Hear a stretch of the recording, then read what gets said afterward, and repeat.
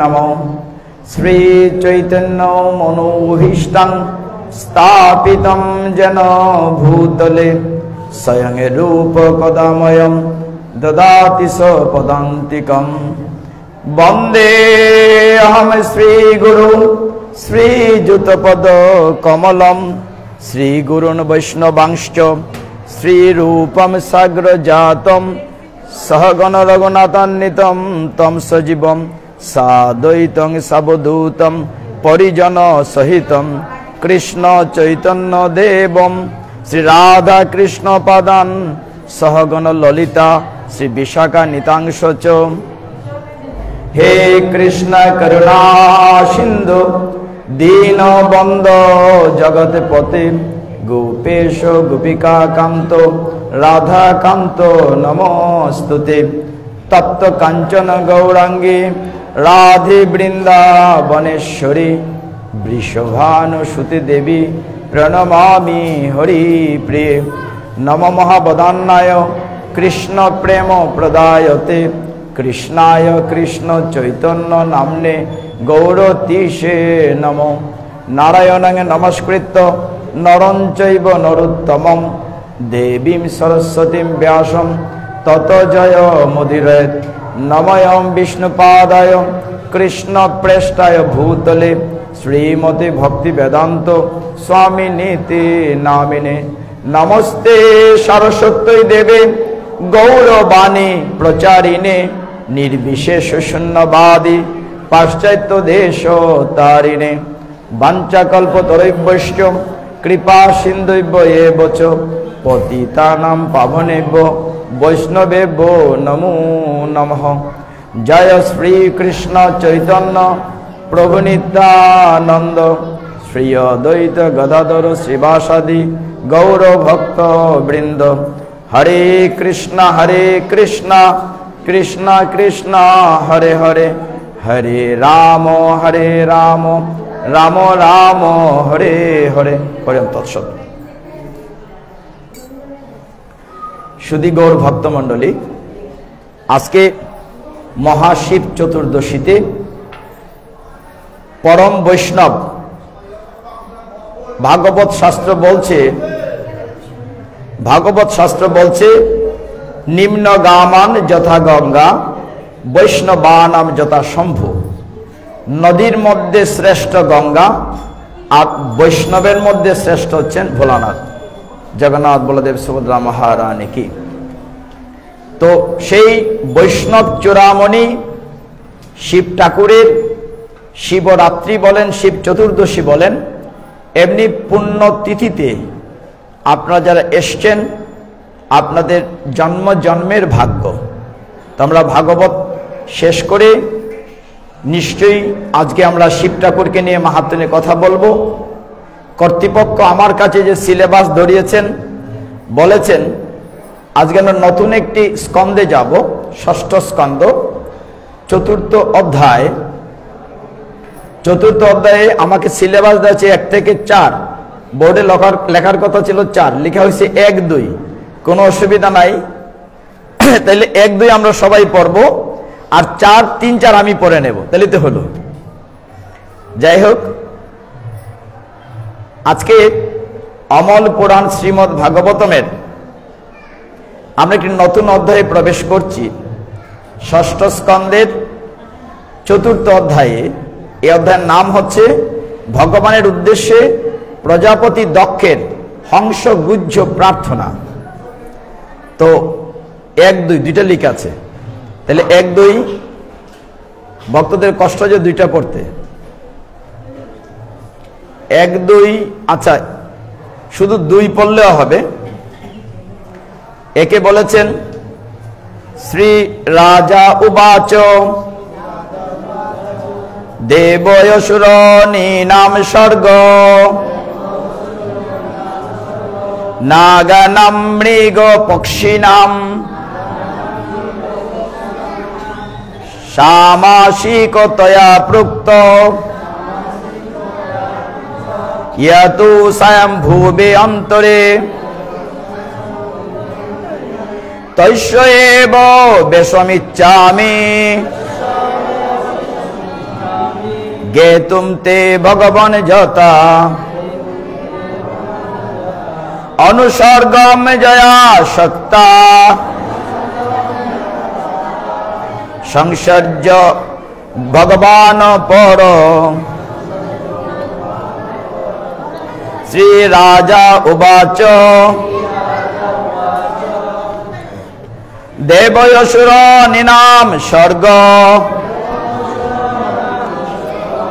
नागानां मृग पक्षिणां सामासिकतया प्रोक्त जतो स्वयंभुवे अंतरे तस्यैव वेशमिच्छामि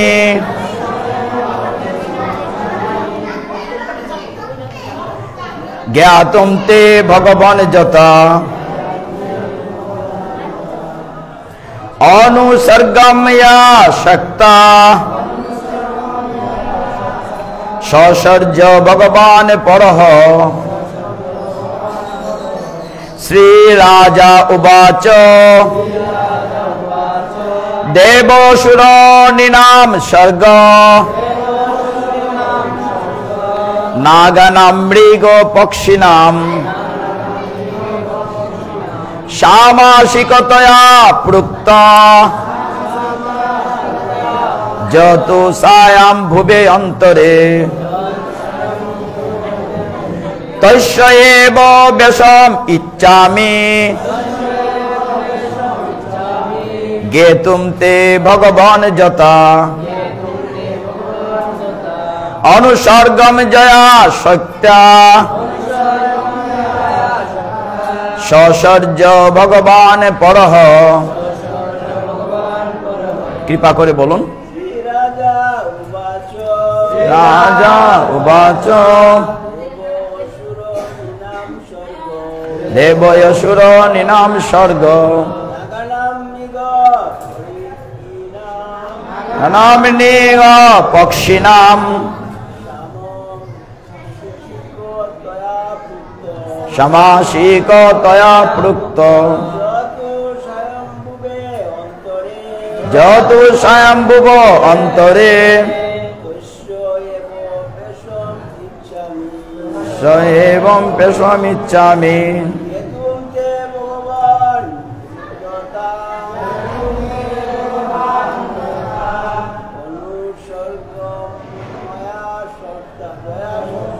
अनुसर्गमया शक्ता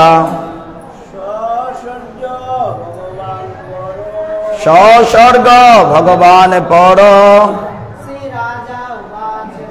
श्री राजा उवाच देवयसुराणीनां स्वर्ग मृग पक्षिणां सामासिकतया प्रोक्त स्वयंभुवे अंतरे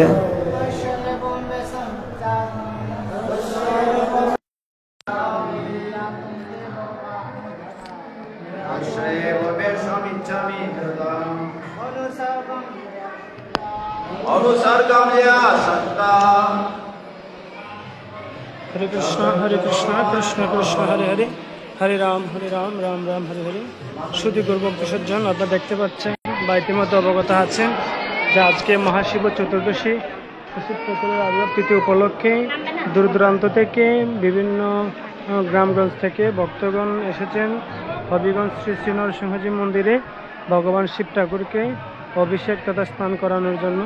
তো আপনারা যারা যারা এখনো স্নান করাতে আসেননি আপনাদের স্থানীয় মন্দির বা অত্রনাম হট্টকে আপনারা গিয়ে ভগবান শিব ঠাকুরকে অভিষেক করাবেন, দুর্লভ মনুষ্য জন্ম সার্থক করবেন। হরে কৃষ্ণ। পরে যাবে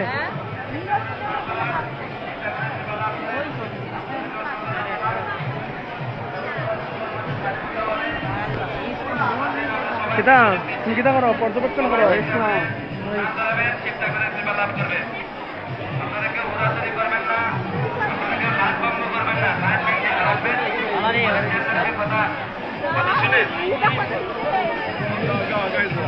go, go.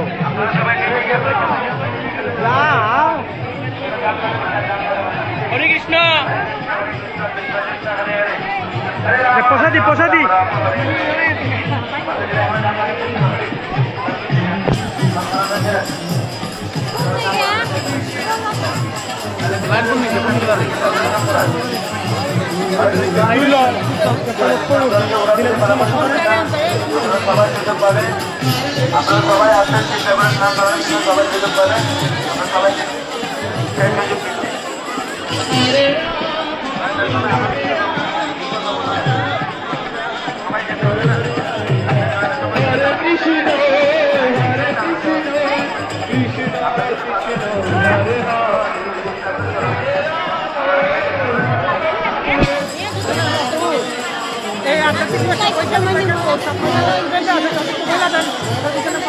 Hare Krishna.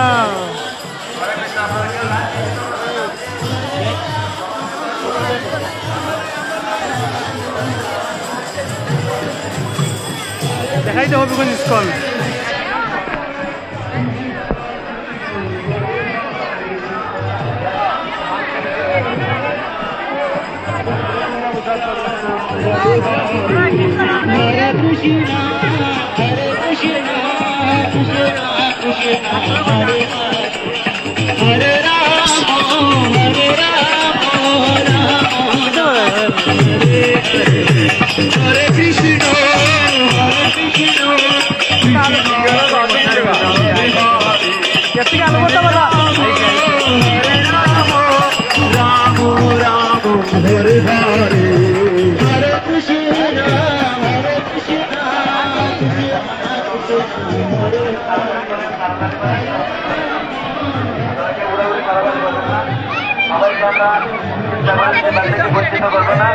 আপনারা অবশ্যই জানেন শিব ঠাকুর হচ্ছে অতি দয়ালু দিকের বেলা।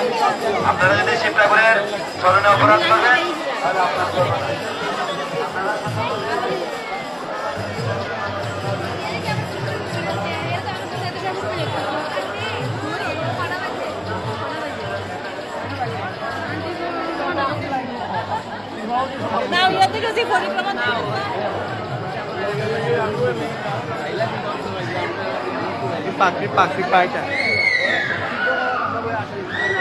ভালো নি ফোনটা করছেন নি যাইন ফোনটা না দে দে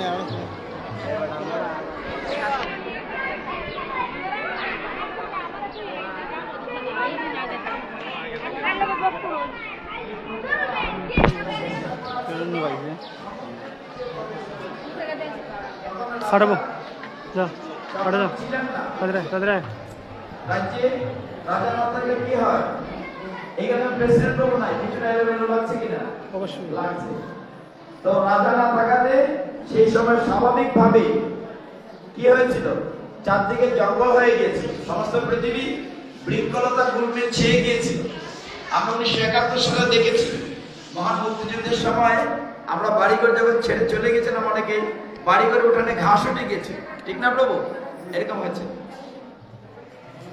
যখন অরণ্যে পরিণত হলো, প্রচেতা যখন সমুদ্রের থেকে বেরিয়ে এসে সমগ্র পৃথিবীকে সম্পূর্ণরূপে মানে বৃক্ষলতায় আচ্ছাদিত দেখলেন, তখন তারা বৃক্ষদের উপরে প্রচন্ড রাগ করলেন, ক্রোধান্বিত হয়েছিলেন।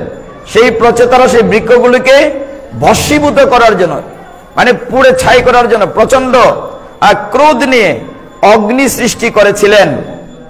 কিন্তু এই যে বৃক্ষলতাদি বনস্পতি, এদের মালিককে চন্দ্রের অধিপতি, বনস্পতিদের রাজা হচ্ছেন সোম। তিনি প্রচেতাদের বৃক্ষরাজি ধ্বংস করতে নিষেধ করেছিলেন। তিনি তাদের বুঝিয়েছিলেন যে সমস্ত জীবের, এই যে আমরা প্রাণীরা আছি, আমাদের খাবার কোথা থেকে আসে? বৃক্ষ থেকে আসে। ফলমূল কোথা থেকে পাই আমরা? বৃক্ষ থেকে। তাই রাজা সোম বলছিলেন যে এই বৃক্ষ যদি জ্বালিয়ে ফেলো তাহলে আমরা ফলমূল পাবো কোথায়? তাদেরকে খুশি করার জন্য রাজা সোম কি করলেন? প্রচেতাদের সন্তুষ্ট করার জন্য প্রমলুচা, আমি আরেকদিন কাহিনীটি বলেছিলাম, প্রমলুচা নামে একজন অপ্সরা ছিলেন, খুব সুন্দরী। কি নাম ছিল তার? প্রমলুচা। তার একটি মেয়ে ছিল, খুব সুন্দরী একটি মেয়ে, এই প্রচেতাদের সাথে বিয়ে দিলেন, 10 জনের একজন স্ত্রী। তাদের গর্ভে ঔরসে যার জন্ম হলো তিনি হচ্ছেন দক্ষ রাজা। মানে দক্ষ রাজার যেহেতু পাঠটি, এই অধ্যায়টি দক্ষ রাজা কে সেটাকে বুঝতে হবে। তার মানে কি দাঁড়ালো, সেই রাজা যে ছিলেন প্রাচীন বড়ি, প্রাচীন বড়ির 10 জন সন্তান, তাদেরকে বলা হয় প্রচেতা। আর প্রচেতার সাথে বিয়ে দেওয়া হয়েছিল কাকে?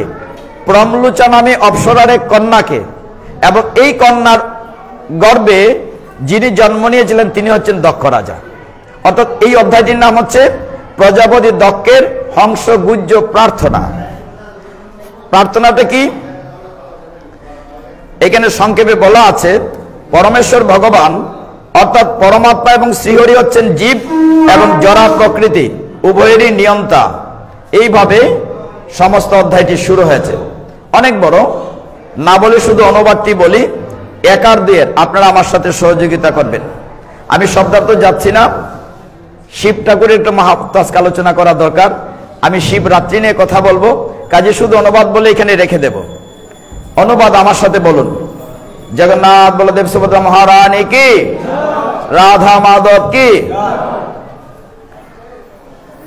মহারাজ পরীক্ষিত, আপনারা বলেন, মহারাজ পরীক্ষিত সুখদেব গোস্বামীকে বললেন, হে ভগবান, স্বয়ম্ভুব মন্বন্তরে দেবতা, অসুর, নর, নাগ, পশু, পক্ষীদের সৃষ্টির বৃত্তান্ত আপনি 3য় স্কন্ধে সংক্ষেপে আলোচনা করেছেন। এখন আমি তা সবিস্তারে জানতে ইচ্ছা করি। পরমেশ্বর ভগবান যে শক্তির দ্বারা পরবর্তী সৃষ্টি সাধন করেছিলেন সেই সম্বন্ধেও আমি জানতে চাই। একদম শেষের শ্লোকের অনুবাদটা বলি, আপনার সহযোগিতা করুন। শ্রীল সুখদেব গোস্বামী বললেন, প্রাচীন বড়ির 10 জন পুত্র তপস্যা সমাপন করে যখন সমুদ্রের থেকে বেরিয়ে এলেন, তখন তারা দেখলেন যে সারা পৃথিবী বৃক্ষের দ্বারা আচ্ছাদিত হয়ে গিয়েছে। তাৎপর্য করেছেন ইস্কন প্রতিষ্ঠাতা আচার্য শ্রীল প্রভুপাদ। শ্রীল প্রভুপাদ কি? তাৎপর্যে প্রভুপাদ লিখেছেন, খুব মন দিয়ে খেয়াল করেন, মহারাজ প্রাচীন বড়ি যখন বৈদিক কর্মকাণ্ডীয় যজ্ঞ অনুষ্ঠান করছিলেন, যাতে পশু বলির বিধান দেয়া হয়েছে, তখন নারদ মুনি তার প্রতি কৃপা বরষ হয়ে তাকে তা বন্ধ করতে উপদেশ দিলেন। কি বন্ধ করতে উপদেশ দিলেন? পশু বলি। নারদ মুনি সেই উপদেশ প্রাচীন বড়ি যথাযথভাবে হৃদয়ঙ্গম করেছিলেন এবং তাই তপস্যা করার জন্য প্রাচীন বড়ি তার রাজ্য ত্যাগ করে বনে গিয়েছিলেন। কিন্তু তার 10 পুত্র তখনও সমুদ্রের মধ্যে তপস্যা করছিলেন। কোথায়? সমুদ্রের নিচে। তাই পৃথিবীর শাসনভার পরিচালনা করার জন্য কোনো রাজা ছিল না।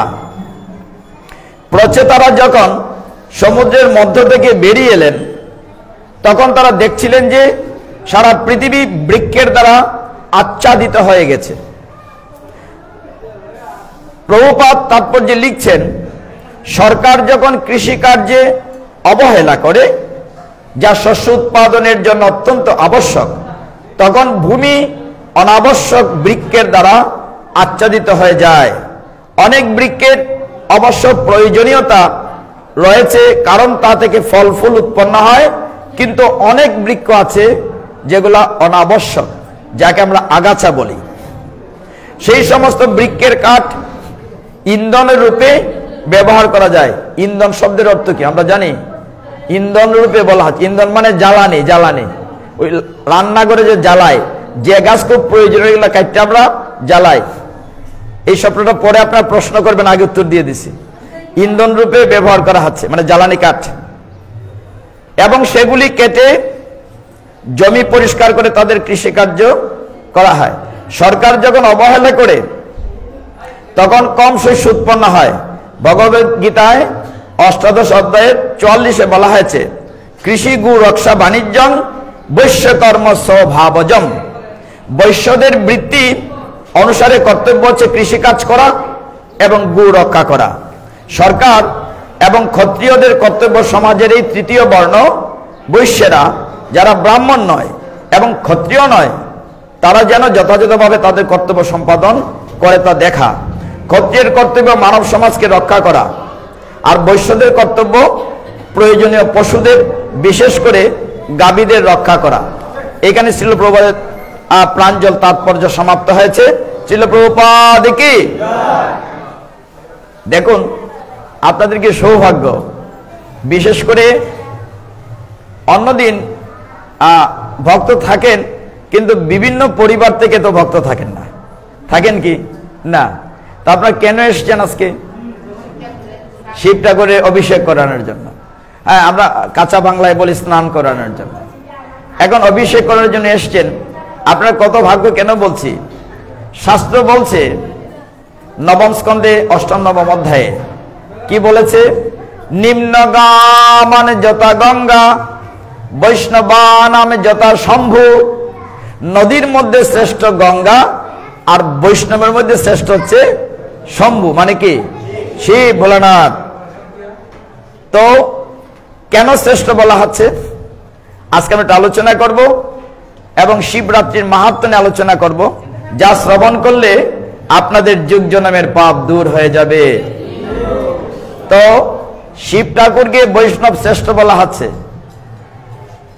অথচ আমাদের মধ্যে কোনো কোনো ব্যক্তি বলবো না, কুলাঙ্গার বলছি কেন, আমি আরেক জায়গায় কথাটি বলে এসছি। শিব ঠাকুর শ্রেষ্ঠ বৈষ্ণব, নিজেদের জিভার লালসে অনেকে শিব ঠাকুরের হাতে গাঞ্জার কলকি ধরাই দেয়। আচ্ছা বলেন তো, একজন শুদ্ধ বৈষ্ণব কি কখন গাঞ্জা খেতে পারে? আমরা তো চা পান বিড়ি কিছুই পান করি না, আমরা তো সাধারণ, আমি অন্তত অধম, আর উনি শ্রেষ্ঠ বৈষ্ণব, মানে একটা ফাজিলামি আর কি। এইটা থেকে দূরে থাকতে হবে। শিব ঠাকুরের একটা মজার কথা বলে শুরু করি, সেটা হচ্ছে আমরা ভগবান শ্রীকৃষ্ণের অষ্টোত্তর শতনাম পড়ি, পরিণামা কি নাম রাখিল ইত্যাদি ইত্যাদি। আচ্ছা, এখানে একটা প্রতিজ্ঞার কথা আমরা ভুলে যাই, সেটা বলি আগে। হ্যাঁ, আমরা যখন মাতৃগর্ভে ছিলাম, মাতৃগর্ভে থাকা অবস্থায় খুব কষ্ট ছিল, উল্টো দিকে মাথা নিচের দিকে ছিল কিনা, একদম অন্ধকার। তখন ভগবানের সাথে দেখা হয়, যখন আমরা এই যেন দেখছিলাম না মাকে, মা ঘাড় ঘুরিয়ে বাঁকা করে তাকাচ্ছিলেন। এবার ঠিক আছে মা? মুখটা দেখলে কথা বলতে ভালো লাগে না। তো আমরা যখন মাতৃ জঠরে ছিলাম, ভগবানের সাথে দেখা হয়েছিল, আমাদের তখন 7 মাস বয়স। ভগবান এই কষ্ট ভালো লাগছে না, আমাদেরকে আলোতে নিয়ে যাও। তাহলে আমি প্রতিজ্ঞা করে কথা দিচ্ছি, পৃথিবীতে গিয়ে আর তোমারই শুধু প্রার্থনা করব। অষ্টোত্তর শতনাম আমরা কি বলি? কৃষ্ণ ভজিবার তরে সংসারেতে আইন। পরের লাইনটা বলবো না, মিছে মায়ে বদ্ধ হয়ে। তারপর প্রতিজ্ঞা রক্ষা করছি কিনা? আমরা কিন্তু কথা দিয়েছিলাম, কৃষ্ণ ভজিবার তরে সংসারেতে আইন। এসেই তো মায়া, আমার স্ত্রী, আমার পুত্র, আমার সন্তান, আমার প্রভু, এই করতে করতেই আমরা বৃক্ষের মতো হয়ে গিয়েছি। তো ভগবান কৃষ্ণের অষ্টোত্তর শতনাম 108।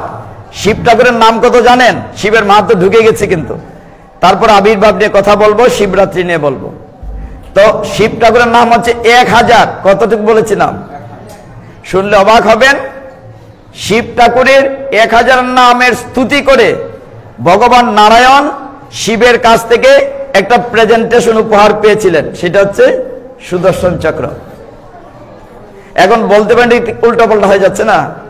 আপনারা যারা নিয়মিত গ্রন্থ অধ্যয়ন করেন, আমাদের 18টি পুরাণের মধ্যে মহাপুরাণ বা অমল পুরাণ হচ্ছে শ্রীমদ্ ভাগবতম। কিন্তু এছাড়া আরো যে পুরাণ আছে, এক একটা অবতারের একটা করে পুরাণ, যেমন গরুড় পুরাণ, বিষ্ণু পুরাণ, বায়ু পুরাণ, মৎস্য পুরাণ, স্কন্দ পুরাণ ইত্যাদি ইত্যাদি। কিন্তু শিব ঠাকুরের 2টা পুরাণ আছে, একটা নাম শিব পুরাণ, একটা নাম লিঙ্গ পুরাণ। মানে কত বড় ভক্ত, কত বড় বৈষ্ণব। তো শিব ঠাকুরের নাম কতটা আছে বলেছিলাম? 1000। 1000 নাম নিয়ে আলোচনা হলে কয় ঘন্টা লাগবে? 2-3 ঘন্টা লাগবে।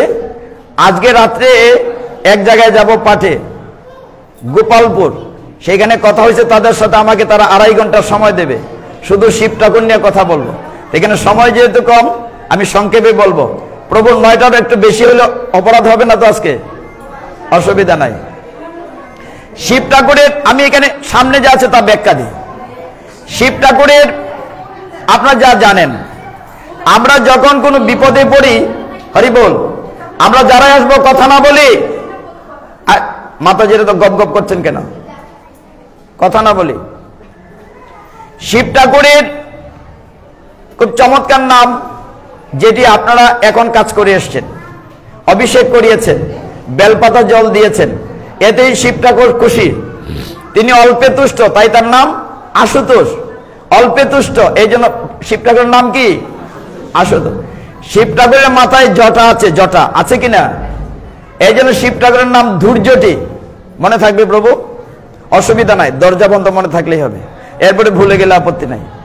তো মাথায় জটা আছে বলে শিব ঠাকুরের নাম কি বলেছি? ধৈর্যটি। তার কোনো অলংকার নাই, আপনারা তো সুন্দর সুন্দর অলংকার পড়েছেন, সাপের অলংকার। এই জন্য শিব ঠাকুরের নাম ফণিভূষণ। কি বলেছি? শিব ঠাকুর আমাদের মতো জামা প্যান্ট পরেন না, বাঘের ছাল পরেন। এই জন্য শিব ঠাকুরের নাম কৃত্তিবাস। কি বলেছি? কৃত্তিবাস। তিনি অর্ধেক চাঁদ মাথায় ধারণ করেন। শিব ঠাকুরের নাম অর্ধেন্দু। ইন্দু মানে চাঁদ, অর্ধেক চাঁদ মানে অর্ধেন্দু। এখানে একটা কথা বলে রাখি, শিব ঠাকুর সমস্ত বিপদের দায়িত্ব নেন, কারণ তিনি ভূতনাথ। ভূত বলে প্রেত না, ভূত মানে সৃষ্টি, আমরা মানুষজন এইটাকে বলে ভূত। এই ভূতের তিনি নাথ, এই জন্য শিব ঠাকুরের নাম ভূতনাথ। ভূতের তিনি ঈশ্বর, তার নাম ভূতেশ্বর। তিনি হাতে শূল, ত্রিশূল আছে কিনা? এই জন্য শিব ঠাকুরের নাম শূল পানি। সরস্বতীকে বলি না বিনা পানি, পানি মানে হাত, শিব ঠাকুরের নাম শূল পানি। আরেকটা নাম আছে পিনাক পানি। পিনাক পানি মানে তীরধনু আছে শিব ঠাকুরের। শিব, হর, রুদ্র। শিব ঠাকুরের একটা নাম রুদ্র। রুদ্র নামটি কখন? যখন পৃথিবী ধ্বংস হয়ে যাবে, তখন তিনি রুদ্র ভৈরব নামে পূজিত হন। আরেকটি নাম হচ্ছে পুষ্কর। কত নাম বলবো? একটি নাম হচ্ছে পুষ্পলোচন। শম্ভু নামটা সকলেই জানি, মহেশ্বর জানি, চন্দ্র মৌলি জানি কিনা? এই নামটা খুব সুন্দর, চন্দ্র মৌলি, খুব সুন্দর নাম না শিব ঠাকুরের? আরেক নাম হচ্ছে চন্দ্রশেখর। চাঁদের যখন কলঙ্ক, এখন কৃষ্ণপক্ষের চতুর্দশী তিথি শেষ হয়ে অমাবস্যা লেগেছে, মানে চাঁদের কলঙ্ক, কলঙ্কিত বিষয়কে শিব ঠাকুর সম্মান জানিয়ে মাথায় রেখেছেন, এই জন্য ওনার নাম চন্দ্রশেখর। তিনি মহেশ্বর, তিনি বিশ্ব, তিনি কপালী, তিনি বিশ্বরূপ। নীল লোহিত, এই নামটা সুন্দর। শিব ঠাকুরের একটা নাম হচ্ছে কি বলেছি? নীল। প্রত্যেকটা নামের ব্যাখ্যা আছে, বলে আমার 2 ঘন্টা লাগে 1000 নাম কথা বলতে। একটি নাম হচ্ছে গণেশ্বর, অষ্টম মূর্তি, বিষ্ণু মূর্তি। আরেকটা নাম আছে পিনাকি, পিনাক পানিও আছে। চিরন্তন, মহাযোগী, ব্রহ্মা, ধৈর্যটি, কৃত্তিবাস, সুবক, দুর্বাসা, এরকম অনেক নাম বলি না, সারা দিন চলে যাবে। একটা নাম বলি খুব গুরুত্বপূর্ণ। যখন সমুদ্র মন্থন হয়েছিল, আপনি সকলেই জানেন, সমুদ্র মন্থনে কেন হয়েছিল? দেবতারা অভিশপ্ত হয়ে লক্ষ্মী হারা হয়ে গিয়েছিলেন।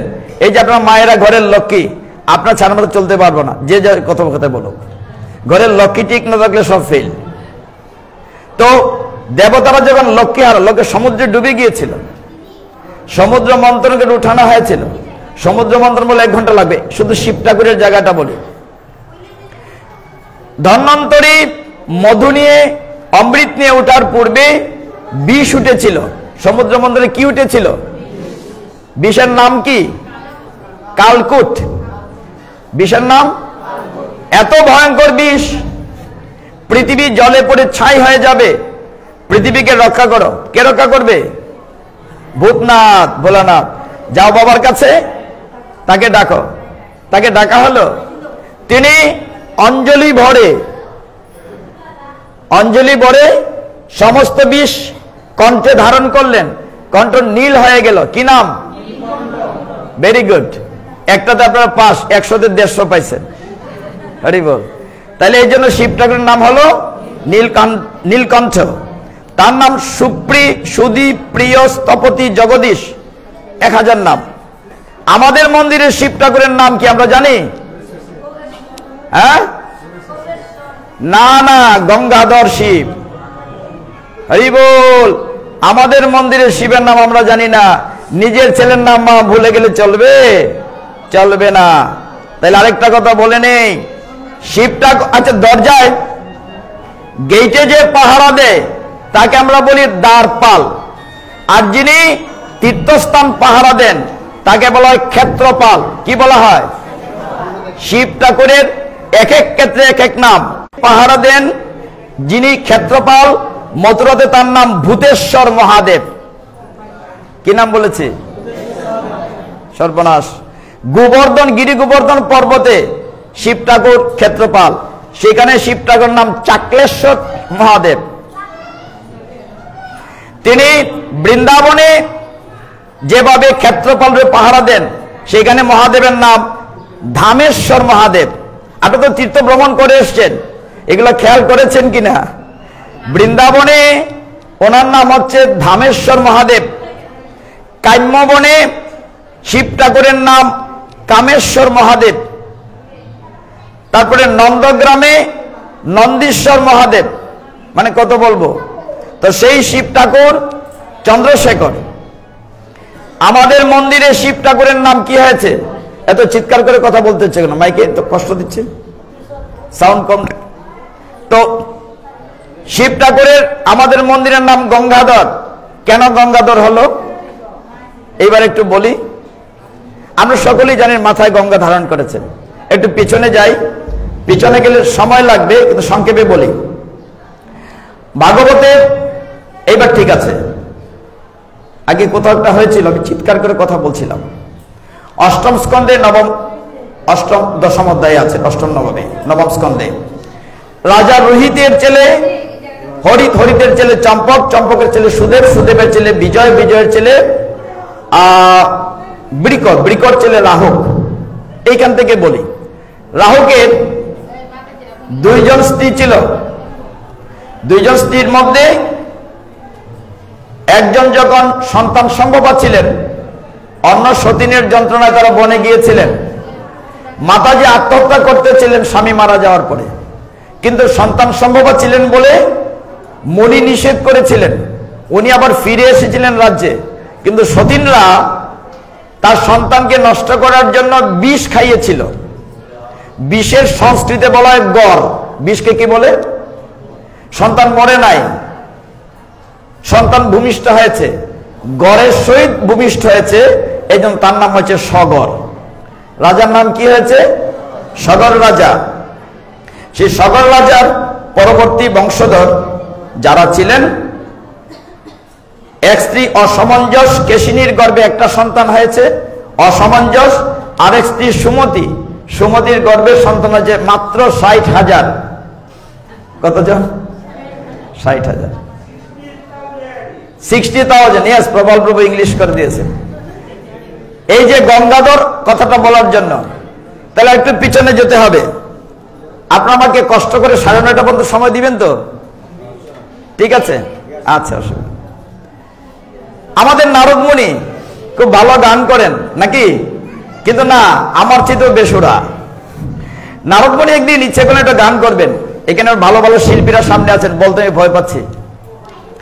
নারদ মুনি বেসুরা গান গাইলেন, ফলে কি হলো? সমস্ত রাগ রাগিনী অসুস্থ হয়ে গেল। রাগ রাগিনী তো বুঝেন, যেমন ভৈরব রাগ, গান্ধার, মালকুচ, বিভিন্ন রাগ। মূর্তি অসুস্থ হয়ে গেল। কি করে সুস্থ করা যাবে? বিপদে বলে আমরা কার কাছে যাই সব সময়? ভোলানাথ।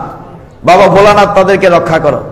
ভোলানাথ বলেন, ঠিক আছে, আমি তো ভালো শিল্পী, গান গাইবো, কিন্তু কন্ডিশন আছে, আমার সামনে স্পেশাল শ্রোতা না হইলে আমি গাই না। যত ভক্ত শ্রোতাই থাকো, বিষ্ণু এবং ব্রহ্মাকে নিমন্ত্রণ দাও, ওরা যদি আমার সামনে আসে গাইব। আনা হলো ভগবান শিব রূপে চমৎকার গান করলেন। এত চমৎকার গান করলেন, সমস্ত রাগরাগিনী সুস্থ হলো। ভগবান নারায়ণ গলে গেলেন। কি বলেন? ওনার দক্ষিণ চরণ থেকে গঙ্গার জন্ম হয়ে গলে বেরোতে লাগলো। পাশে ছিলেন ব্রহ্মা বসা। তিনি কি করলেন? গঙ্গা জলকে ব্রহ্মার কমণ্ডল, কেটলির মতো আছে না, ওইটাতে ধারণ করলেন। এইদিকে সগর রাজা, মনে আছে তো সগর রাজার কথা? সগর রাজা 100টা অশ্বমেধ যজ্ঞ করার প্ল্যান করেছে। কয়টা অশ্বমেধ যজ্ঞ?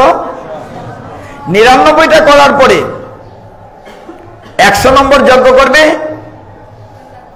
অশ্বকে ইন্দ্র হাইজ্যাক করে নিয়ে গেছে, যে 100টা যজ্ঞ হলে যদি আমার আসন দখল করে ফেলে, ইন্দ্রর ভয় নিয়ে ইন্দ্র বেটা কি করেছে?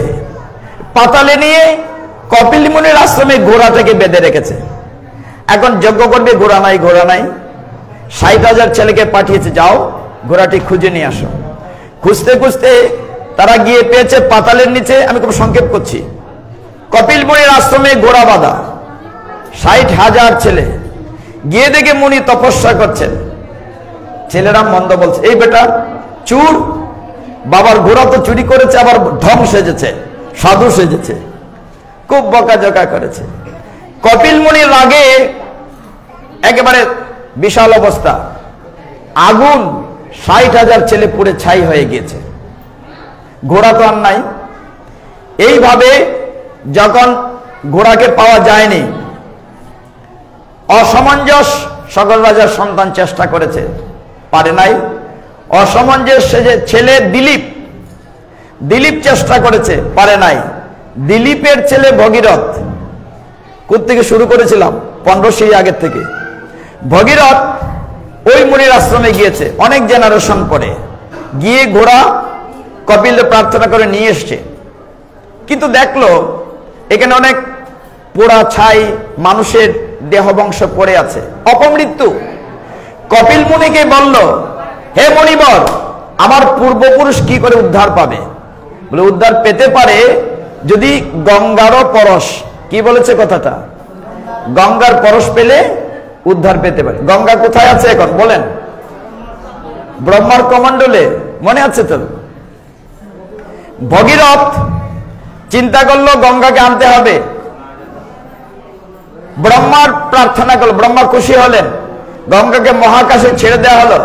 গঙ্গা মা, তুমি পৃথিবীতে আসো, আমি কপিল মুনির আশ্রমে যাব, তোমাকে নিয়ে আমার পূর্বপুরুষকে উদ্ধার করব। গঙ্গা বললেন, আমি যদি পৃথিবীতে নামি, এত গতি পৃথিবী ডেবে যাবে, পৃথিবী অস্তিত্ব থাকবে না। তাহলে গঙ্গার স্রোত, আমরা ছোটবেলা বৃষ্টি হলে চাল থেকে টিন থেকে যখন জল পড়তো, স্নান করতে যেতাম ছাদ থেকে, তখন বললেন একমাত্র এই বিপদ থেকে রক্ষা করতে পারবে কে? শিব ঠাকুর। মানে ঘুরে ফিরে ওই ভোলানাথ, যাও বাবা ভোলানাথ, তুমি জটা আছে বলে কি নাম বলেছিলাম? ধৈর্যটি। গুড, ভেরি গুড, আপনারা মনে রেখেছেন। তিনি জটা পেতে দিলেন। ভগীরথ প্রার্থনা করলো, গঙ্গা আসো। গঙ্গা উপর থেকে পড়ল শিব ঠাকুরের মাথায়, তিনি গতি আটকালেন, পৃথিবীকে বাঁচালেন। ওনারও গঙ্গার প্রতি চিন্তা করলেন, এত সুন্দর একটা মেয়ে পড়েছে, একটু জটা জটের ভিতরে আটকিয়ে রাখি। তিনি জটা দিয়ে বন্ধ করে দিলেন। এইবার গঙ্গা কোথায় আটকা পড়লেন? শিব ঠাকুরের জটায়। আটকে রাখলেন কেন? শিব ঠাকুরের ঘরে আরেকজন বউ আছে না, পার্বতী, একটু লুকাইয়ে রাখতে হবে না? এখন শিব ঠাকুরের প্রার্থনায় বসলেন ভগীরথ। ওম নমঃ শিবায় শান্তায় কারণত্রয় হে তবে নিবেদয়ামি চো আত্মানাম ত্বম গতিং পরমেশ্বর। তিনি একমাত্র গতি শিব ঠাকুর। এই প্রণাম মন্ত্রটি এত সুন্দর, বলা হচ্ছে কারণত্রয়, তিনটি কারণ, সৃষ্টি স্থিতি লয়, তিনটারই দায়িত্ব আছেন শিব ঠাকুর। তিনি খুশি হলেন, আমি গঙ্গাকে ছেড়ে দেব। জটা থেকে ছেড়ে দিলেন। এই যে তিনি গঙ্গা মাথায় ধারণ করেছিলেন, এই জন্য আমাদের মন্দিরের শিব ঠাকুরের নাম গঙ্গাধর শিব। এটা মনে রাখবেন, এক এক জায়গার এক এক নাম আছে। গঙ্গাধর শিব 1000 নাম আছে। তিনি গঙ্গাকে ছেড়ে দিলেন। ভগীরথ বলল, মা গঙ্গা, তুমি তো রাস্তা চিনো না, আমি কপিল মুনির আশ্রমে যাব, যেখানে আমার 60,000 পূর্বপুরুষের অপমৃত্যু হয়েছে, তাদেরকে উদ্ধার করতে হবে। আমি শঙ্খ বাজিয়ে সামনে যাব, তুমি পেছন পেছন আসবে। বাতাসের বেগে রথ নিয়ে ভগীরথ সামনে যাচ্ছেন আর পেছন পেছন যাচ্ছেন গঙ্গা দেবী। কিছুক্ষণ যাওয়ার পরে রাস্তায় একটি আশ্রম পড়ল। আশ্রম মানে একটা মুনির আশ্রম। সেই মুনির নাম ছিল জাহ্নমণি। কি নাম বলেছে? জাহ্নমণি। একটা ভাঙ্গা কুটির ছিল, ছোট ঘর। এই কুটিরটিতে পাশ কেটে গেলেন, মানে কুটিরটা এখানে মনে করেন বরাবর এরকম ঘুরে গেলেন ভগীরথ। কিন্তু গঙ্গা দেবীর একটু অহংকার হলো, এই ছোট্ট একটা কুড়ে ঘর, এটা ভেঙে চলে যাব। এটার উপর দিয়ে গঙ্গা যেতে চাইলেন। যেই সেই মুনি না, জাহ্নমণি তখন কি করলেন, এরকম করে ফুরুত করে সমস্ত গঙ্গাকে গিলে ফেললেন। এখন গঙ্গা কোথায় আটকা পড়ল? জাহ্নমণির পেটে। ভগীরথ পেছন পেরে দেখে গঙ্গা নাই, কোথায় গেল? হায় হায়, গঙ্গা কোথায়? দেখলেন মুনি পেট মোটা করে বসে আছে। যে কি হলো হে মুনিবর? বলে বেয়াদব গঙ্গা, অহংকারী গঙ্গা, আমার ঘর ভেঙে, আমি গরিব মানুষ, ভেঙে আমি তাকে গিলে ফেলেছি। তখন ভগীরথ বলছে, প্রভু আপনি কৃপা করে ছেড়ে দেন, আমার পূর্বপুরুষ উদ্ধার করব। বলে না, ছাড়া যাবে না, আমি তো গিলে ফেলেছি, কৃপা করুন। তখন মণি কে করলেন? জন্যমণি আঁটু কেটে, আঁটুকে বাংলার একটা শব্দ হচ্ছে জানু, আঁটু মানে কি জানো বলি না, আঁটু কেটে গঙ্গাকে বের করে দিলেন। এই জন্য গঙ্গার নাম হলো জাহ্নবী। জানু থেকে বেরিয়েছেন বলে গঙ্গার আরেক নাম। তত্ত্বের শেষ নাই তো। সেই জাহ্নবীকে ভগীরথ পৃথিবীতে নিয়ে আসলেন, এই জন্য গঙ্গার আরেক নাম ভাগীরথী। ভগীরথ এনেছেন বলে তার নাম ভাগীরথী। আমরা গঙ্গার আলোচনা করতে চাচ্ছি না, আমরা আলোচনা করবো শিব ঠাকুরের। কিন্তু ওই গঙ্গাকে এখানে বন্ধ রেখে যে শিবে আসি, নাহলে গঙ্গা নিয়ে আলোচনা করে আর 1 ঘন্টা চলে যাবে। তো শিব ঠাকুরের একটি প্রসঙ্গ অনেকেই বলেন, সব দেবদেবীর মোটামুটি পিতামাতার জন্ম থাকে, কিন্তু শিব ঠাকুরের পিতামাতাকে জন্ম আবির্ভাব কি করে হলো? এই ধোঁয়াশাগুলো পরিষ্কার করা দরকার। এই কারণে আমরা সনাতন ধর্মাবলম্বী জানা দরকার। একবার এক ভক্ত শিব ঠাকুরকে প্রশ্ন করেছিলেন, এই শিব ঠাকুর তোমার বাবার নাম কি? বলছে আমার বাবার নাম ব্রহ্মা। ব্রহ্মার বাবার নাম মানে গ্র্যান্ডফাদার, ব্রহ্মার বাবার নাম কি? বাবার নাম বিষ্ণু। বিষ্ণুর বাবার নাম কি? যে বিষ্ণুর বাবার নাম শিব। তার মানে কি কি দাঁড়ালো বলেন তো? ঘুরে ফিরে চলে আসলো না?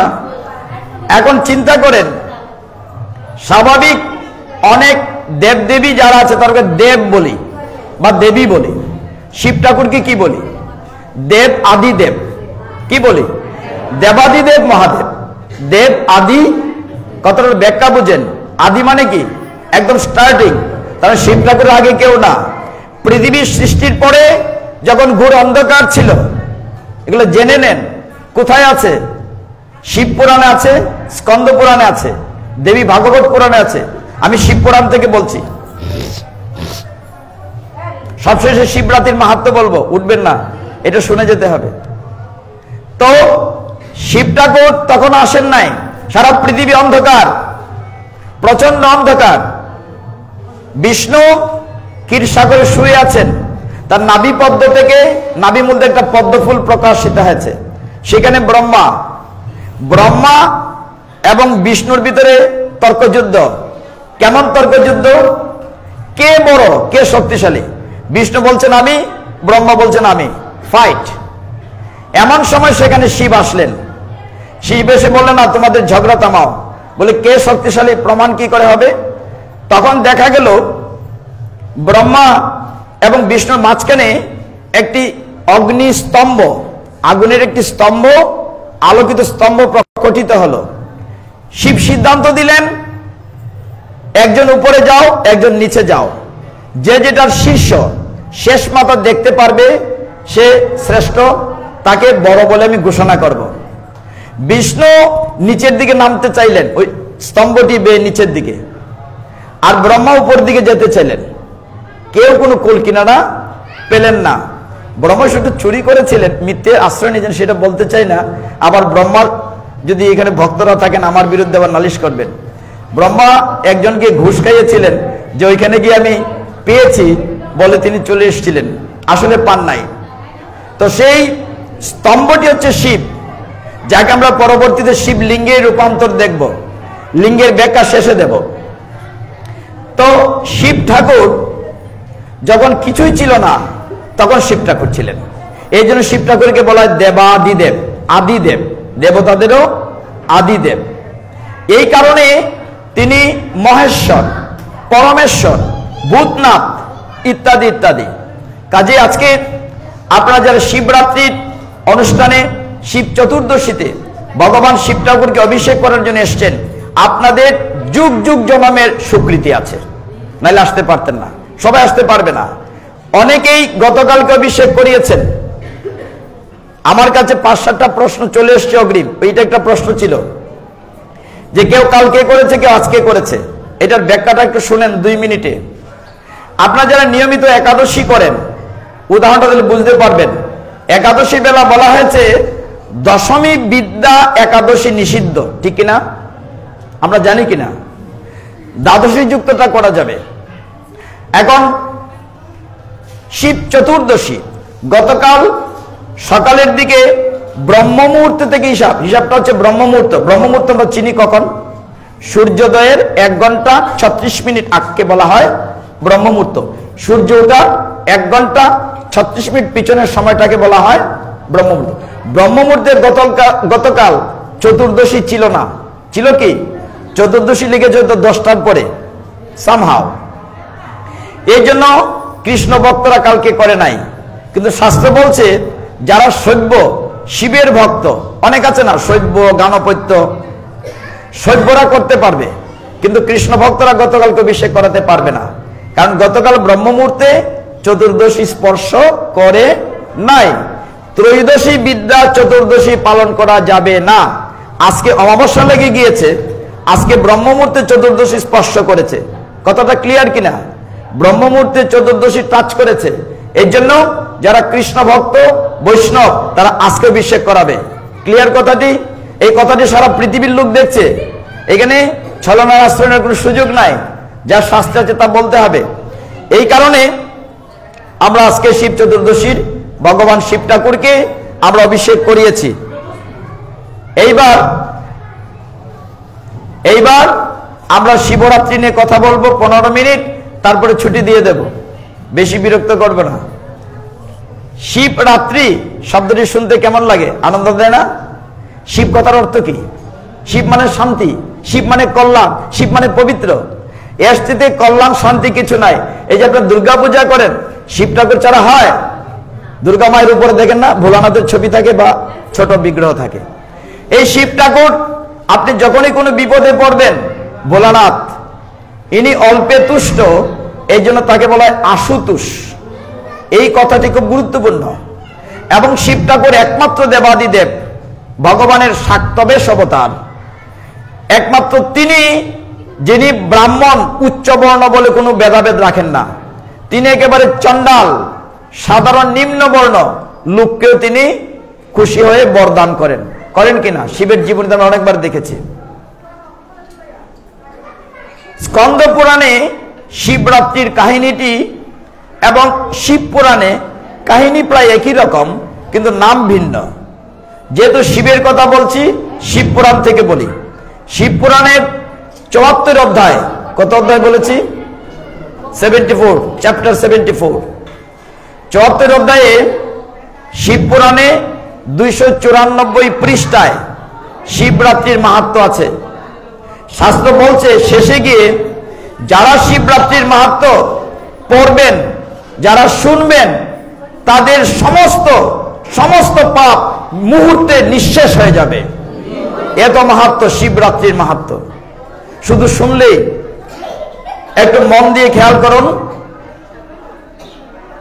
শাস্ত্র বলছে শিব পুরাণে 74 চ্যাপ্টারে বলছে, সেখানে রুরুদ্রুহ নামে এক ভিল্ল বেদ ছিল।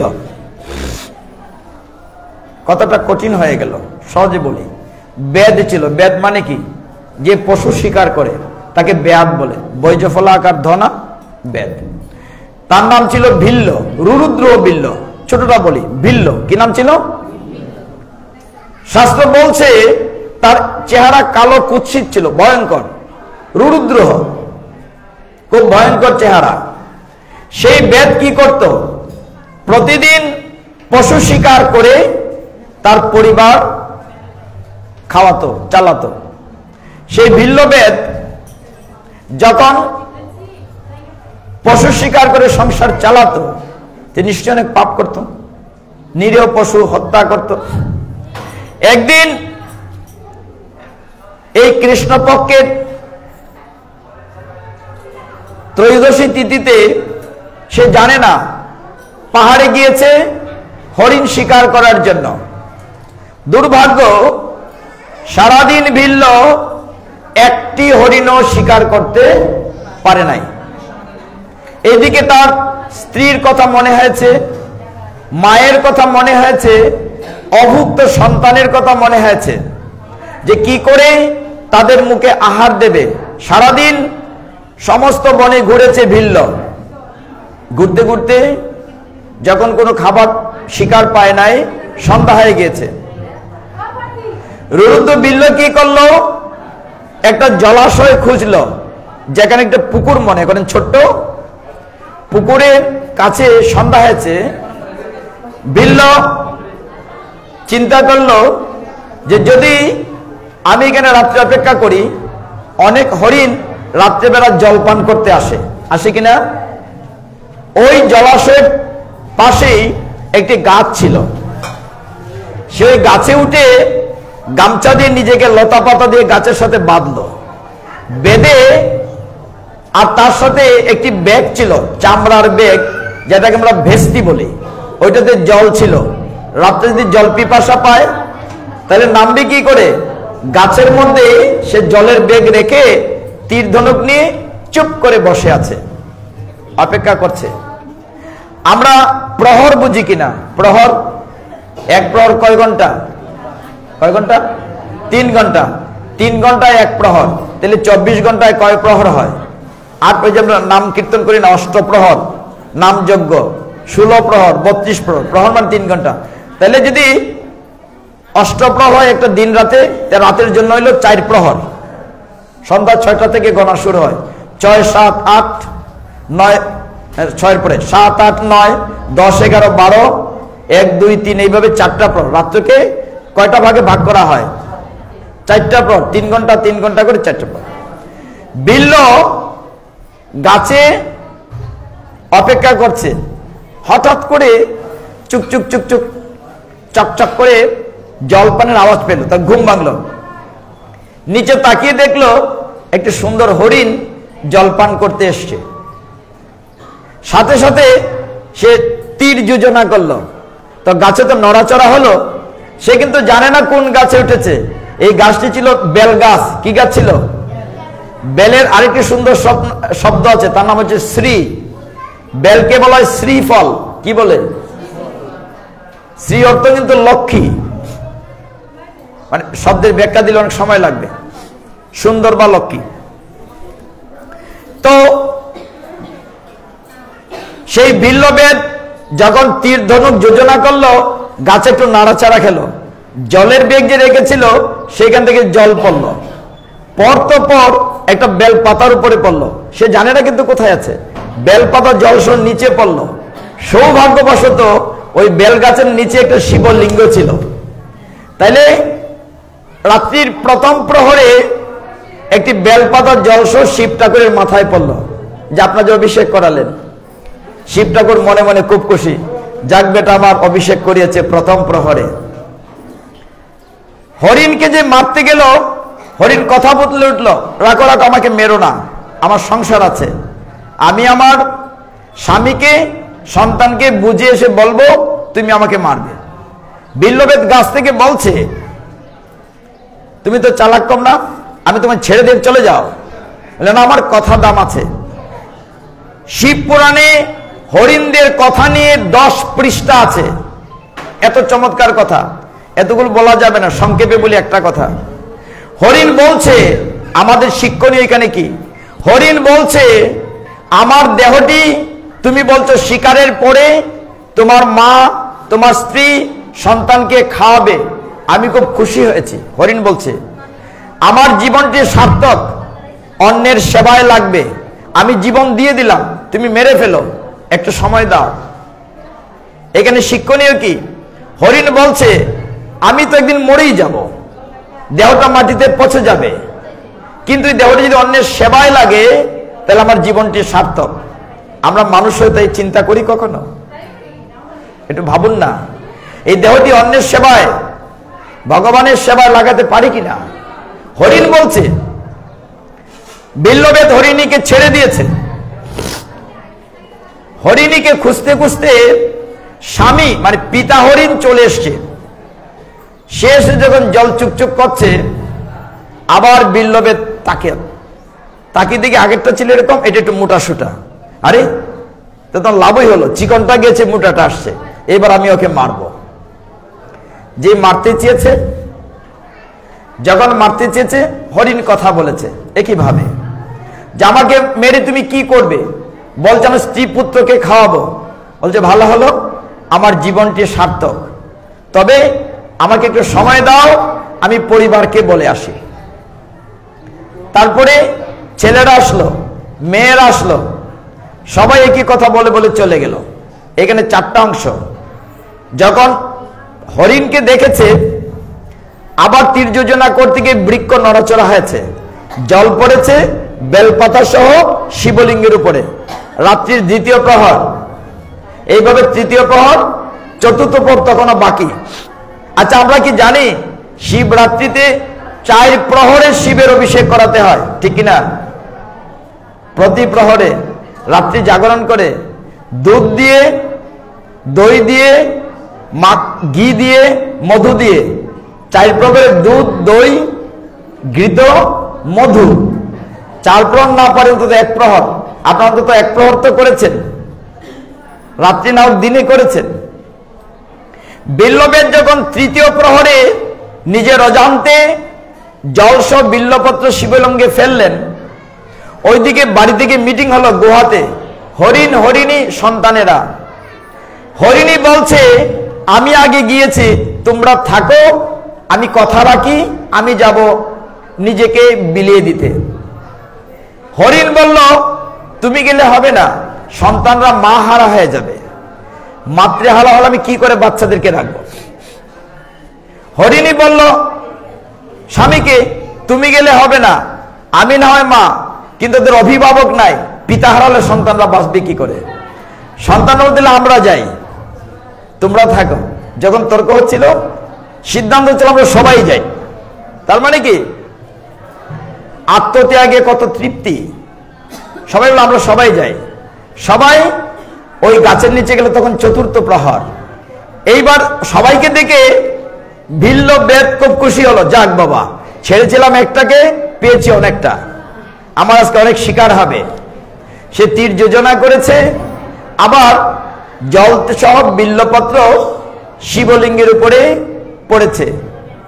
ফলে কি হয়েছে? নিজের অজান্তে সারাদিন উপবাস ছিল। শিবরাত্রির 4 প্রহরে শিবলিঙ্গে জল বেলপাতা পড়েছে। শিব ঠাকুর তো অল্পে তুষ্ট, আশুতোষ।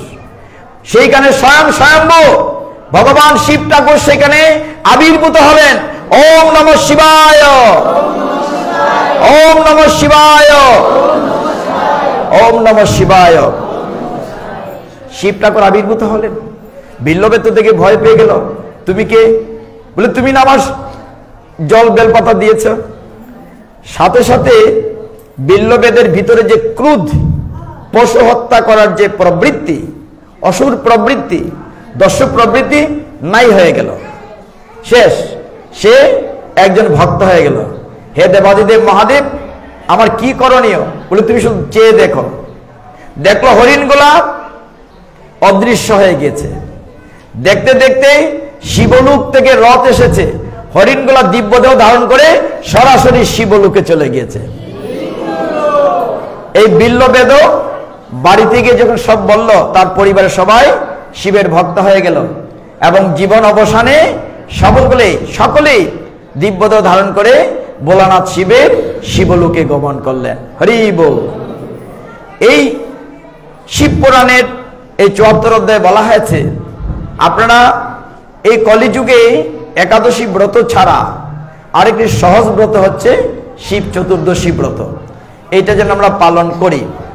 আমি আর 2 মিনিট নেব, 9টা 20 3 মিনিট শেষ করব শিবলিঙ্গের কথাটি নিয়ে। এই নিয়ে অনেক প্রশ্ন এসছে, অনেকে বিকৃত করে কথা বলেন, আমাদের জানা দরকার। আচ্ছা বলেন তো কিনা, অনেক স্টুডেন্টস আছেন, পৃথিবী গ্লোব আমরা কথা বলছি কেন মায়েরা? পিতাজিদের তো কথা শোনা যায় না, আমরা কথা বলবো কেন? আমরা পড়ার টেবিল একটা পৃথিবী রাখি না, এরকম গ্লোব মডেল রাখি কিনা? লিঙ্গ শব্দের অর্থ হচ্ছে প্রতীক। কি বলেছি? লিঙ্গ অর্থ মানে সিম্বল। যেমন নারায়ণের প্রতীক নারায়ণ শিলা, চতুর্ভুজ নারায়ণ। কিন্তু এই যে কালো একটা পাথর গণ্ডকী নদীতে পাওয়া যায়, এই কালো পাথরটা তো নারায়ণ, ঠিক কিনা? এটা গোলাকৃতি, এটাকে আমরা বলি নারায়ণ শিলা। আর শিব ঠাকুরেরটি এই যে অভিষেক করেন শিবলিঙ্গ, এটার 3টা পার্ট আছে, নিচে তার উপরে বিষ্ণুপীঠ, ব্রহ্মপীঠ, শিবপীঠ। তো শিবলিঙ্গ শব্দের অর্থ লিঙ্গ পুরাণে বলা হয়েছে শিবের প্রতীক, symbol of the god Shiva, মানে শিবের প্রতীক। যেমন নারায়ণের প্রতীক হচ্ছে নারায়ণ শিলা। শিবলিঙ্গ বলতে শিষ্ণ না, অনেকে অন্য ধর্মের, অনেকে আমাদের মধ্যেও বিকৃত শব্দ উচ্চারণ করে। শিবলিঙ্গ মানে শিষ্ণ না, বাংলায় যেটি শিবলিঙ্গ মানে শিবের প্রতীক, symbol of the lord Shiva. যেমন নারায়ণের প্রতীক নারায়ণ শিলা। ভগবান শিব ঠাকুর ওই যে যখন তর্ক হয়েছিল সৃষ্টির শুরুতে বিষ্ণু এবং ব্রহ্মার মধ্যে, তখন তিনি অগ্নিস্তম্ভ রূপে প্রকটিত হয়েছিলেন। তাদের মধ্যে কে শ্রেষ্ঠ? পরে 2 জন মেনেছিলেন, আমাদের সকলের মধ্যে শ্রেষ্ঠ হচ্ছে দেবাদিদেব মহাদেব, হর হর মহাদেব।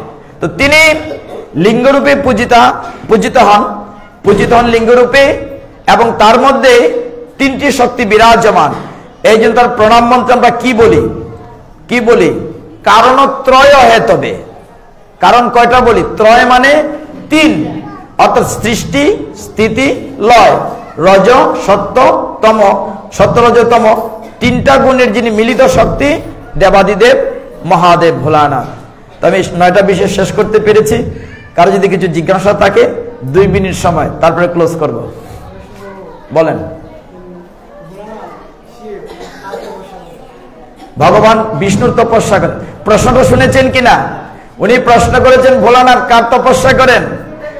একজন বৈষ্ণব কার তপস্যা করে? তিনি বৈষ্ণবানাং যত শম্ভু, বৈষ্ণব শ্রেষ্ঠ। তিনি একটা গান করেন না, পঞ্চমুখের নাম গান ত্রিপুরারি। শিব ঠাকুরের আরেকটা নাম হচ্ছে ত্রিপুরারি। কয় মুখে গান? 5 মুখে। এত ধ্যানস্থ থাকেন। তবে আমরা যে তুলসী বা বেলের মালা না, তিনি রুদ্রাক্ষের মালা দিয়ে জপ করেন সব সময়। শ্রী বিষ্ণু ভগবান কৃষ্ণের সাধনা করেন, তপস্যা করেন, কঠোর তপস্যা করেন। তো একটু মজার একটা কথা বলে শেষ করি, নাইলে আপনি মজা পাচ্ছেন না, বড় মুখটা নরম হয়ে গেছে। আজকের দিনটিতে মূলত শিব পার্বতীর বিয়ে হয়েছিল, এটা তো বলি নাই, এখন সবাই খুশি। কেক কাটা লাগবে না, বিয়ের মিষ্টি খাওয়াবেন না আপনারা। আরেকটা জানেন না, যেটা ওই যে শিবের সামনে যে কলা ফল বেল দেন, ওইটা বিষ্ণু ভক্তরা গ্রহণ করে না, এটা খাওয়ার নিয়ম না। বলবেন যে খারাপ কথা বলছি। শিব ঠাকুর তো পরম বৈষ্ণব, তিনি আকাঙ্ক্ষিত থাকেন ভগবানের প্রসাদ খাওয়ার জন্য। ভগবানের সামনে ভোগ তুলসী দিয়ে দেওয়ার পরে ওই ভোগটা যখন শিব ঠাকুরকে দেওয়া হবে সেইটা আমরা খাবো। ওইখানে বেলপাতা যে দেওয়া হয় সেটা প্রসাদ না, মানে আমাদের জন্য না। আমি কি কথাটা ক্লিয়ার করতে পেরেছি? ঠিক দুর্গাপূজায় আচ্ছা, শিব ঠাকুর যদি শ্রেষ্ঠ বৈষ্ণব হন, তো তার বউ কি বৈষ্ণবী? বৈষ্ণবী কি ভগবানের প্রসাদ ছেড়ে খাবে? আমরা মহাপ্রসাদের আবির্ভাব নিয়ে যখন গল্প করি, কাহিনী বলি, তখন বলি পার্বতী কি করে প্রসাদ পেয়েছেন। যা হোক, এইদিকে যাচ্ছি না, বিয়ের কথাটা বলি। আপনারা একটা ডিফারেন্স আগে ক্লিয়ার করেন। কেউ কেউ প্রশ্ন করেন যে শিব ঠাকুর এর স্ত্রী সতী, আবার পার্বতী কি করে হয়?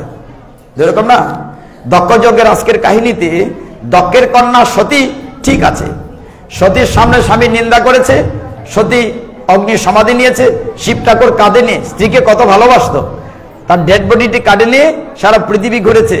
ভগবান বিষ্ণু দেখলেন ওই বেটা পাগল, পাগলা বলা পাগল হয়ে গেছে, বউয়ের লাশ নিয়ে ঘুরে। লাশটি সুদর্শন চক্র দিয়ে কেটে টুকরো টুকরো করে ফেলে দিলেন। কতটা টুকরা হলো? 51, 51 পিঠ বলে মায়ের এক একটা টুকরা, যেমন সীতাকুণ্ডে, পাদগয়া, গ্রীভা, মানে এক একটা অংশ বাংলাদেশ ভারতের এক এক জায়গায় পড়েছে। 51টা পিঠ হয়েছে সতীর। সেই সতী পরবর্তীতে হিমালয় এবং মেনকার কন্যা অপর্ণা, উমা, দুর্গা, পার্বতী নামে পৃথিবীতে আসলেন। অনেক নাম বলে ফেলতেছি।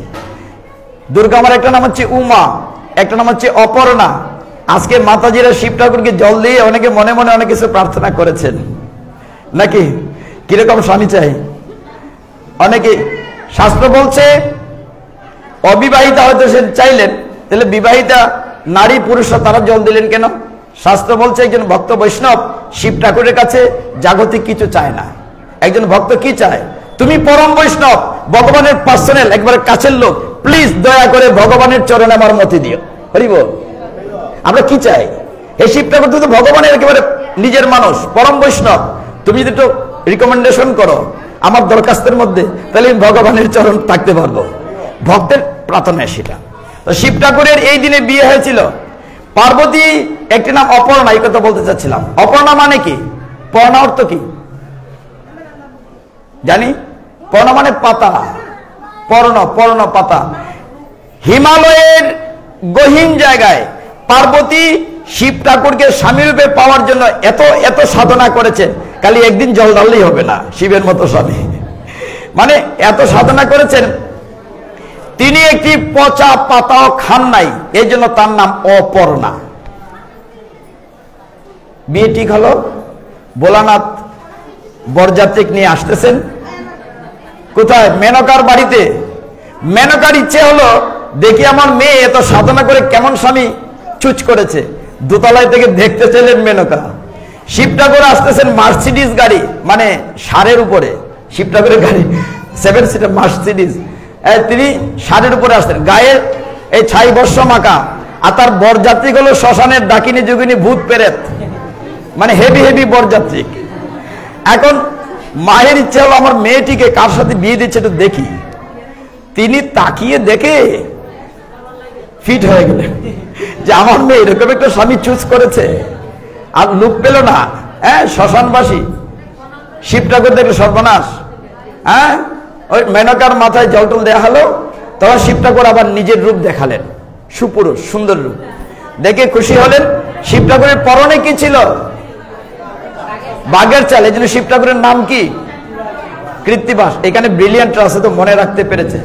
কৃত্তিয় তো বাঘ, কৃত্তিবাস। অনেক অনেক কাহিনী আছে। রাসলীলার কাহিনী তো বলি নাই। শিব ঠাকুর সেখানে কি করেছিলেন? রাসলীলায় গিয়ে শিব ঠাকুর কি আনন্দ করেছিলেন। সমুদ্র মন্থনে ভগবান যখন মোহিনী রূপ ধারণ করেছিলেন, শিব ঠাকুর ছিল মোহিনীর সাথে একটু প্রেম করি।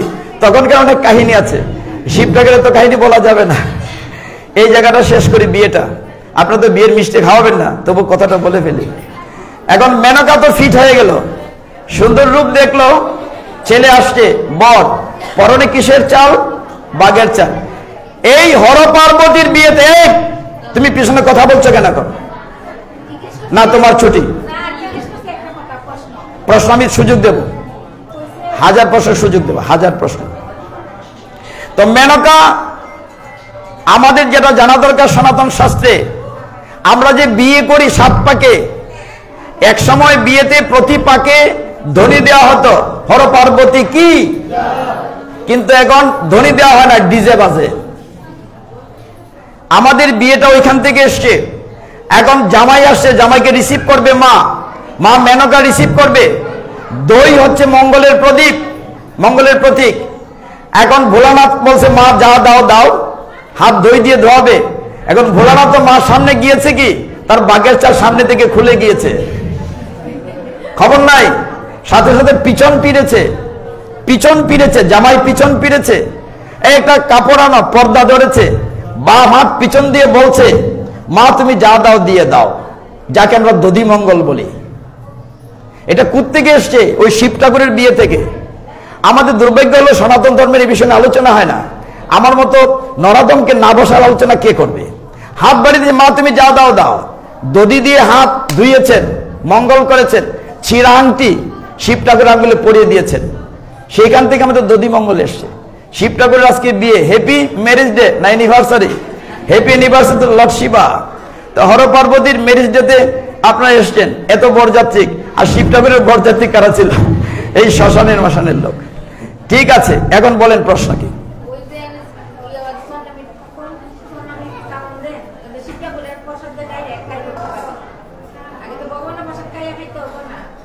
শিব ঠাকুর পরম বৈষ্ণব। শিব ঠাকুরের সামনে যে কলা বেল দিলেন, এটা সরাসরি বিষ্ণু ভক্তরা খাওয়ার কথা না। এটা তুলসী দিয়ে ভগবানকে নিবেদন করে ওইখানে দিলে সেটা পাওয়া যাবে। আর কোন প্রশ্ন হলে শেষ করব। সেই ক্ষেত্রে আপনি উপবাস ভাঙতে পারেন, অসুবিধা নাই।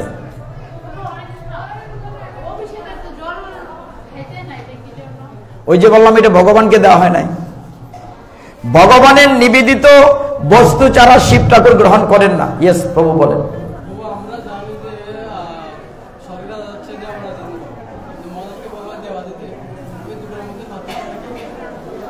দেবরাজ ইন্দ্র, এইখানে একটা ফাঁক আছে। ইন্দ্র একটি পদের নাম, যেমন বাংলাদেশের সর্বোচ্চ পদের নাম প্রেসিডেন্ট। এখানে যদি আপনাকে বসায়, আপনার নামের সামনে কি লাগবে? আপনার নাম কি? যাই হোক, সামহাও উনি হচ্ছেন প্রেসিডেন্ট। কে চালাকিটা করলো বাবা? আমি এমনি ছোট মানুষ, দেখা যায় না। তো যিনি যখন, শুনেন প্রভু, যিনি যখন ওই চেয়ারে বসবেন তাকে বলা হবে ইন্দ্র। যিনি দেবতাদের রাজার দায়িত্ব নেবেন, ইন্দ্র বলে কোনো আলাদা কেউ না। যিনি যখন বসবেন তিনি ইন্দ্র। আর মহাদেব হচ্ছেন দেব, আদিদেব, সমস্ত দেবতাদের আদি, এই জন্য তাকে বলা হয় দেবাদিদেব। যিনি পদে বসবেন তার নামের সাথে লাগবে ইন্দ্র। আর কোনো প্রশ্ন? নাহলে শেষ করবো, 9:30 বেজে গেছে। বলেন, ওনারটা শেষ করি।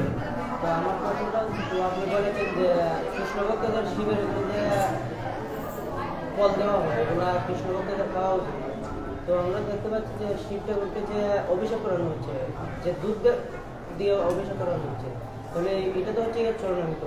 তাহলে এটাকে কি আমরা উপবাস? এটার উত্তর একবার দিয়েছে, আবার বলি। এটা এই মন্দিরের সমস্যা নেই।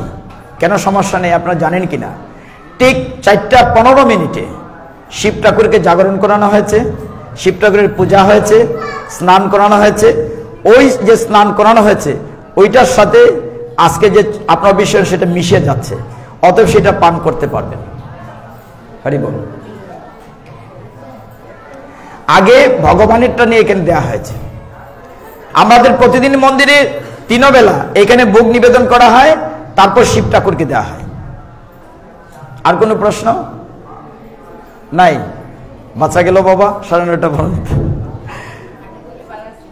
না না, গলা চাপ পড়ে না, আবার সন্ধ্যার পরে। হ্যাঁ হ্যাঁ, ইন্দ্র একটা পদের নাম।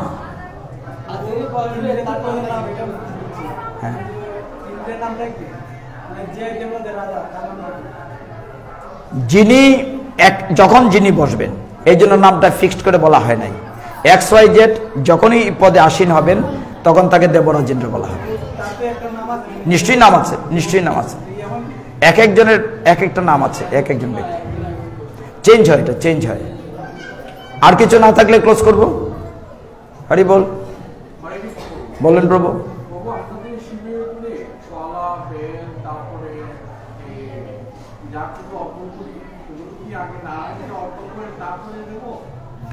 ভগবানকে অর্পণ করে দিলে শিব খুশি হন, কারণ তিনি পরম বৈষ্ণব।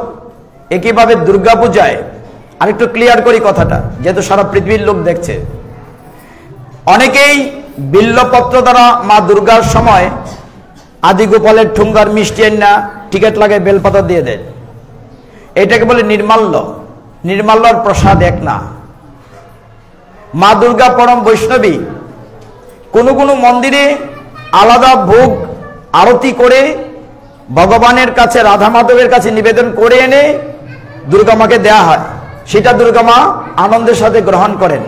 সরাসরি ঠুঙ্গাতে করে আপনি যে ভোগটা দিলেন বেলপাতা দিয়ে, সেটা নির্মাল্য, এটা দুর্গা মার প্রসাদ না, এটা স্বাভাবিক অর্থে গ্রহণযোগ্য নয়। আমি কি ক্লিয়ার করতে পেরেছি? ঠিক আছে, আর কোনো প্রশ্ন নাই? বলেন মা।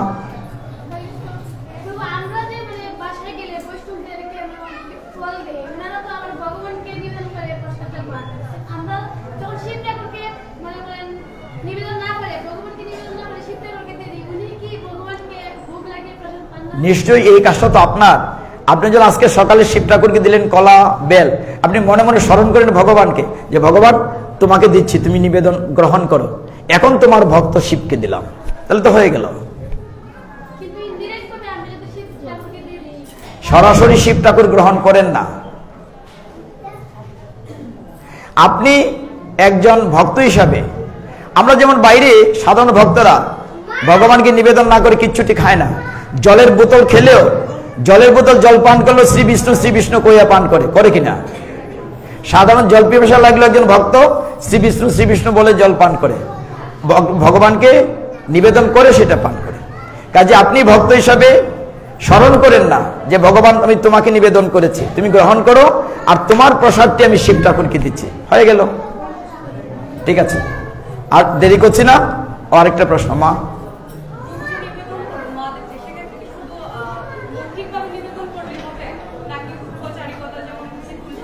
না, মৌখিক ভাবে না, অন্তর থেকে হবে, কারণ উনি তো আশুতোষ, আপনার মনের কথা পরে নেবেন। জোরে বলেন, শুনি না।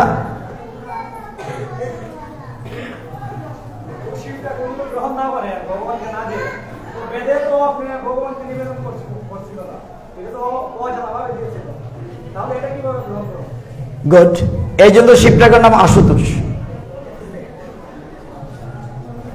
আশুতোষ কেন তার নাম? অল্পে তুষ্ট, এবং তিনি শুরু করেছেন বিল্ল বেদ্রে দিয়া, একেবারে অন্তজ নিম্ন শ্রেণীর চণ্ডাল লোকরে দিয়া প্রচার করেছেন। আর এখানে যেহেতু স্থাপিত ভগবান শিব ঠাকুর, এই ক্ষেত্রে আমাদের যেহেতু সুবিধা আছে, আমরা সিস্টেমে যাব। বুঝতে পেরেছেন? এখানে আমরা সিস্টেমে যাব। আর কিছু প্রশ্ন না থাকলে আমরা শেষ করি। জয় শ্রীকৃষ্ণ চৈতন্য প্রভু নিত্যানন্দ, এটা পুরাণ। শ্রী অদ্বৈত গদাধর শ্রীবাসাদি গৌর ভক্ত বৃন্দ। হরে কৃষ্ণ কৃষ্ণ কৃষ্ণ হরে হরে, হরে রাম রাম রাম হরে হরে, হরে কৃষ্ণ কৃষ্ণ কৃষ্ণ হরে হরে, হরে রাম রাম রাম হরে হরে, হরে কৃষ্ণ কৃষ্ণ কৃষ্ণ হরে হরে, হরে রাম রাম রাম হরে হরে। ভগবান জগন্নাথ বলদেব সুভদ্রা মহারানী কি, শিব শম্ভু কি, মহাপবিত্র শিবরাত্রি কি, শিব চতুর্দশী কি, সমবেত গৌর ভক্তবৃন্দ কি। জয় সীতানাথ প্রেমানন্দে।